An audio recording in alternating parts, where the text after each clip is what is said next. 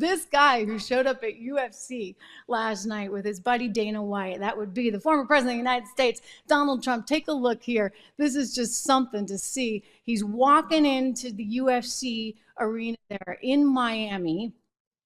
And I think we have this video, Drew, right? And he's just getting this huge applause. Everybody's really, really excited because Donald Trump, they're back at UFC. We've seen him now. He keeps going to these events, which is interesting because it's a very fascinating sort of cross-section of American culture.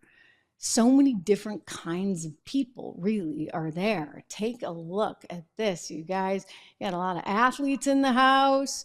He's talking to the athletes. He's talking to the Nick Bosa, who's the defensive lineman for the 49ers there.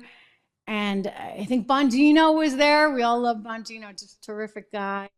Our friend Benny Johnson, who's been on the program, great channel that Benny, he was there. A whole bunch of people. Jared and Ivanka were there last night. So an interesting cross-section. Again, I say, you think about martial arts fighting. I mean, you've got Elon and Mark Zuckerberg talking about going at it, right? You have people that I know sort of in the legal community or engineering community that love it.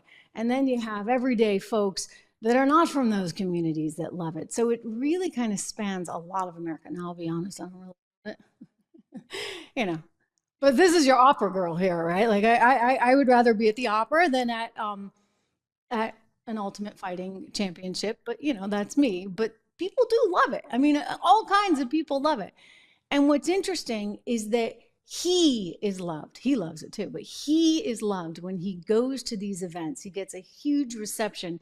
And let's see, do we have David's tweet? Brokeback Patriot tweeting today that, whose team are you on? He pointed out that it was Nick Bosa or Travis Kelce and Taylor Swift, which implies, of course, Joe Biden.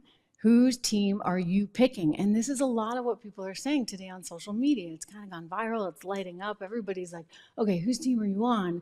And you're on the Nick Bosa and the Trump side, or you're on the Taylor Swift and Biden side. That's sort of the rap right now. Whether or not that holds, we'll see. But I do think he's just been able to tap into something that very few politicians have ever been able to tap into.